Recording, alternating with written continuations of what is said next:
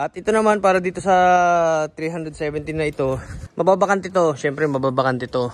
Tsaka ito. So magbabago ang setup niyan. Ito yung aking napag-isipan. Meron tayo dong turbo. At salpakan natin ang turbo.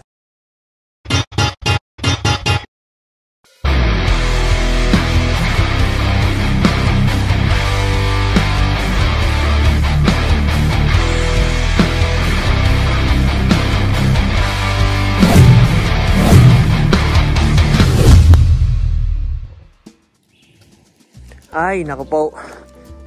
Ay, lubog na ang araw. Ako magbablog muna isang mabilisan. At ganito. Tayo pauwi ng Mindoro. Titingnan natin yung ating ipinagawang chassis kay Hambog Racing. Ang Hambog ng Mindoro kay Boss Jesse Ulip. And ayan, isang mabilisan lang. So kung napapansin nyo itong ating chassis na ito, ito yung stock na chassis ng Raider. Papaganyan.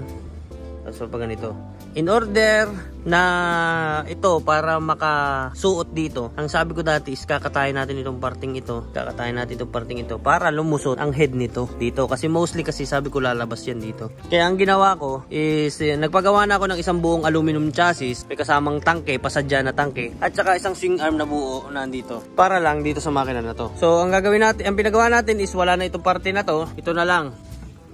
Lagay na lang ng fairings. Ang kanyang tangke sa parte na to is makitid lang. Siguro mga 1 inch, 1.5. Straight hanggang doon. Papasok dito.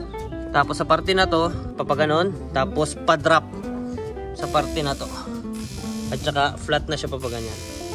Ang kabitan ng tangke ng fuel lines dito sa baba. Yan. Yun yung ating ipinagawa. Compare dito, example ito. Yan. Ito mataas. Kung nakapapansin nyo yan, mataas. Tinanggal natin yung part na yan. Bababa na sa part na yan. Kaya dito sa parting ito, hanggang ganun. Kaya flat seat talaga ang mangyayari dito. Yan. Pero para hindi siya makompromise yung capacity, para hindi ganun kakonti ang gasolinang ilalaman, ang ginawa natin is idinaretso natin yan dyan, tapos drop sa parte na yon, nakadrop dito. Para may laki pa rin yung tangke niya, may laman pa rin siyang gasolina. And at the same time kasi, yung tangke niya, kapag naandito, syempre mababa yan, di ba? Mababa. Sa parte na ito, tataas yan dito sa parte na to. Yung kanyang tornilyuhan, itong lagayan niyang ito, nandito na sa parte na to. Kasi yan, kung napapansin nyo, may butas yan. Para makahinga ang gasolina, dyan hihigop ng hangin para magbigay siya. Kasi pag hindi yan nakahigop, hindi yan maglalabas ng gasolina. Pag hindi nakahigop ng hangin yan, walang lalabas na gasolina dyan. Kaya kailangan, itong parte na ito, ilipat dito sa parte na to, sa taas. Yan. So, ang gagawin namin doon is pupunta ako doon and ito kasi kailangan natin pabanatan. Napapansin nyo yan, di ba? Sabi ko dito, lulusot. Ang ginawa namin is instead na papagayon na sa parting ere, papagayon. Para lusot na yan. Ngayon, kung aray papagayon na, lulusot na itong head. Kaso nga lang, sa parting ito, baka manabit. Aring tanso na re. Baka manabit dyan sa parting yan. Pag nanabit dyan sa parting yan, at pinipilit mo may pressure yan, gumagalaw yan, baka naman matastas itong ating manifold na ito. Kaya ang gagawin namin dyan, aring karburador na aray, papakalma namin ang manifold. At instead na papagayan ng karburador niyan, gagawin namin, is papagayan dapat ang kanyang karburador nakaayon sa kanyang makina. Kaya ito, mangyayari dito, magkakameron siya ng papagayon, tapos papagayon. Yan. Parang kanyang, ang kanyang karburador, titindig ng papagayon. Yan, ganyan. Parang normal na Raider. Kasi isipin nyo, tanggalin ko aray ha, at aking imumustra sa inyo ng maganda. Aray. Halimbawa, nakakabait, di kita gilid dyan. Pare. Hindi yan niya, nakatago. Parang nakatago sa puno ang bunganga. Parang nakasilip. Nakadungaw ko lang ng kaunti. Yan, nakagaya ng itsura niyan. O kaya, halimbawa gayon. Yan, ganyan ang magiging itsura niyan pag nakakabait. Kaya ang gagawin natin, iaayon natin ang papagayon. Bakit gari? Para may buhok na, may bangs na nakabagsak dun sa paimo. Yan. Halimbawa gayon. Yan. Kasi isipin nyo pag rin nakagayaon, para na yung may face mask na kapag kayo tumakbo, tapos kayo naka face mask, kayo mapapagod, kayo hirap na hirap huminga. Parang gayon din lang ang concept nyan. Kaya igagayon mo yan. Para hindi ka mahirapan. Ngayon, the only way to do it is that lagyan mo siya ng, pakialaman mo lang yung manifold. Huwag yung carburetor mismo, manifold lang. Hindi mo kailangang pakagandahan at hindi naman beauty contest. Ganyan eh. Oh. Ayan, ano pa? Aring ating ignition coil. Susukatin pa natin ito butas sa butas.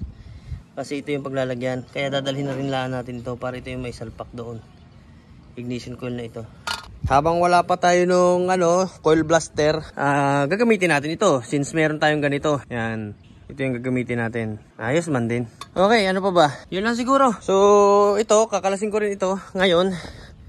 Kakalasin ko rin yan ngayon. Ito sprocket niya kasi kakailanganin natin yung kanyang gitna. Papakailaman natin yan kasi magpapamachine shop tayo. Mura kasi sa machine shop sa Mindoro eh. Pag nagpamachine shop ka dun sa Mindoro, pwede na yan kahit Alfonso lang ang bigay mo. Ay, uubra na yan. Ayos na yan. Bigyan mo lang ng Alfonso at hapon ka magpakadali ng papagayan. Ayos na. Masaya na ang mga tao doon. Tutrapahin mo lang naman eh. Pag naman ay yun na pa naawitan eh, ayos na. Okay, so yun lang.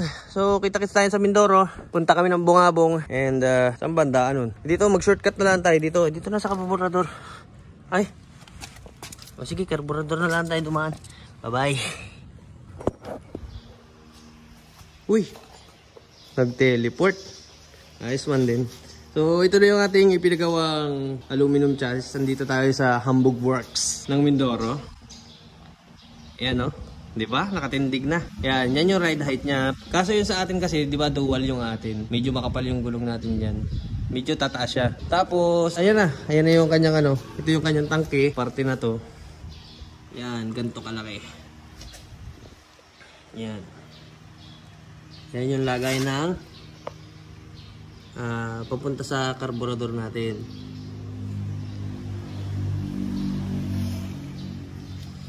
Ayos. Tapos, may pasadya rin tayong ito, pinakataklob. Kaya pag itong taklob na ito nawala, wala na. Papagawa ulit tayong panibago. Yo. Parang stock. Oh. Ngayon, pag nadamitan yan, hindi na yan halata. Pang-scam lang. Stock din ang itsura. Aluminum yan. So, sasampulan ko kayo ng sasampulan ko kayo ng ito kasi nakakabit, may makina kasi ito eh. Ito mga makina, ito mga chassis na ito. Sasampulan ko kayo kung gaano kagaan. Paano ba ito ito lang. Par? Gar. Isang dalili lang, Gar. Ganyan lang kagaan ang natin, no. Yan mga chassis. Yan. Ganyan lang kagaan. Oh. So marami ditong aluminum chassis. Ito may mga pang-pantra tayo. Ito, gaan din yan.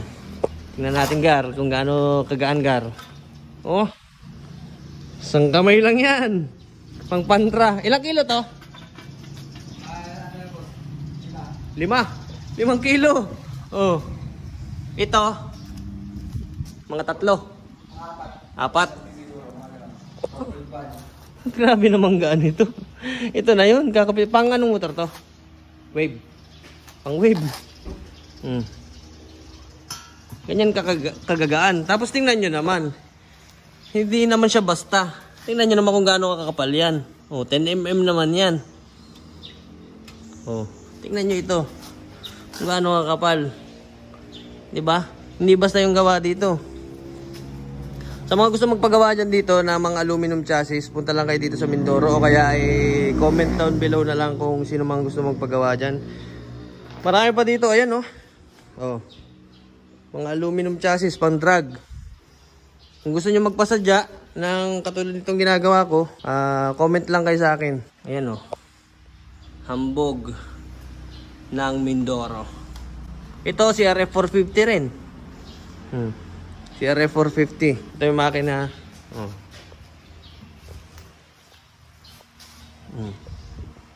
Laki yan. Tapos dito tayo sa kabila. Nagagawa din sila ng mga subframe. So kumpara dun sa mga subframe na binibili nyo sa merkado na pagkakamahal-mahal, na gagatong-gagato naman, mahuhuna. Dito na lang kayo magpagawa. Yan oh, dami oh. Ito, pang ano ito? Raider. Pang Raider oh. Tingnan natin kung gaano kagaan. Dito tayo. Oh. Hayop na yan. Ang ganito. Parang ano yung laruan. Dami. Ito pang wave. Pang wave. Lalagyan na lang sa subframe. Sa mga nag-show dyan, nagkakarera. Ayan, dami oh. Ito pa. Ito, RXZ.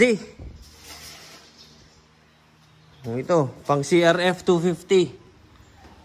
Dami oh. Ito, wave. Wave oh. Pang Mio. Tapos yan, wave. Dami. Oh. Ganito lang yung mga ano dito, kinakatay itong mga motor-motor dito. Ayan oh. Punta tayo dito sa likod. Oh, ito yung mga motor dyan. Karamihan pan-drag. Kinakatay lang. Tapos gagawa ng chassis. Saan ka pa? Diba? Tindi. Daming parts dito. So sila yung gumawa nung kay Boss Axel na chassis, yung kanyang pang KTM 450, yung sa CRF 450, sila din yung gumawa. At yun, isang pasilip lang. Ang dami oh, puro aluminum. Ang gagaan lahat, di ba? Ngayon, pag tumindig na yan, ito ang ating swing arm. Yan. Swing arm na mahaba. 34 inches ang dulo hanggang dulo. Ngayon, para tumibay siya, sasapian pa ito ng isa. Kasi ang aluminum malambot siya kumpara sa stainless. Ano kasi yan, grabe naman talagang pumiga ang ano niyan, ang makina niyan. Yung power niyan, hindi basta. So, kailangan natin patibayin yan kasi diyan magta-transfer yung power niyan. Yan, sasapian pa yan ng isang buo dun. Para matibay. Tapos syempre ito, swing arm na ito, kagaya nun sa atin, gagawin itong tangke, parting ito. Lalagyan ng methanol. Matrabaho. Tagal-tagal pa. Pero unti-unti lang, mabubuo na. Tingnan nyo naman ating tangke. Oh, pang endurance. Siguro nasa mga 10 litro laman, 8 litro, ganyan. Kala nyo flat lang oh. Kala nyo flat lang. Pero hindi, nakadrop yan. Sheesh. Battery natin. Ito, lagay ng battery. Dito yan, ilalagay natin sa part na to. Yan. Lagay ng battery. Pang lang, pang Raider lang ang ating bibilin o kaya yung yung magaan yung ginagamit ni Kapwa, yung lithium battery, yung LiPo. Magneto, liit. Magneto. Ganyan lang. Okay, so isang pasilip lang pang YouTube. Pang YouTube. Ayos ba? So sa mga magpapagawa dyan, comment down below na lang at para ma-assist ko kayo. At may tanong natin kung magkano ang aabutin. Mura lang naman. Siyempre, hindi naman kayo magpapagawa kung wala namang kwarta. Huwag na kayo magpagawa pag wala kayong kwarta. Hayop na yan. Okay? Balik na tayo ng Maynila. Saan gayon? Ano ba daw? Ayun. Ay nakabalik na tayo din sa Maynila. Dito na tayo sa Lancaster, sa Cavite. At ayun, so nakita nyo naman kung anong ginawa dun sa ating aluminum chassis. And ayun, hintay-hintay na lang kayo. Naghihintay din ako, sana matapos na. At hopefully this week or next week matapos na yun. Tingnan natin kung maitindig na natin si Stalker version 2 na Stalker. Kasi lahat ng kanyang mga accessories at kung ano-ano mga gulong-gulong dito natin kukunin. Yan. At ito naman para dito sa 317 na ito, mababakant ito. Syempre mababakant ito. Tsaka ito. So magbabago ang setup niyan. Ito yung aking napag-isipan. Meron tayo dong turbo. So ibabalik natin yung stock nito. Babalik natin yung stock nito. At salpakan natin ang turbo. Salpakan natin to ng turbo. Bahala na. Yun lang naman ang plano ko dito. Ayoko siyang masayang kasi hindi naman natin siya pwedeng ibenta. And price possession na natin yan. Pagkakamali natin yan. So pipilitin natin itama ng konti. At tingnan natin kung paglalaroan ko na rin lang. Starter pa nyan. So para gumana yung nyan. Yung kailangan syempre may starter. Kasi push button yan. Tapos itong parte na to, tatanggalin natin itong velocity stack. Tatanggalin natin itong injector dito. Magkakameron siya ng tubo palabas pa ganyan. Kasi nandito yung kanyang turbocharger sa babang nito. Dito mapupunta yan. Ang kailangan naman natin is radiator. Itong radiator na ito mapupunta dito. And ito, kailangan radiator nito makitid lang, ganito lang. Shit! Para mag-swak yung ating radiator dito sa ilalim. Tapos syempre, yung pinaka-hose niya dito, maglalagay tayo ng secondary na injector na para hindi siya mag-lean. Bahala na kung ano mangyari. And ayun, hindi ko alam kung dadalhin ko pa ito para dun sa isang ano. Ayun, bahala na kung ano mangyari. Bahala na. And I think hanggang dito na lang muna. And abang-abang na lang kayo kasi ako nag-aabang din. Kita nyo naman yung ating aluminum na chassis. Patapos na siya. And siguro this week or next week, sana maitayo na natin ang ating version 2 Stalker. Version 2. 2 joints muna tayo dyan. 2 joints. Stalker 2 joints.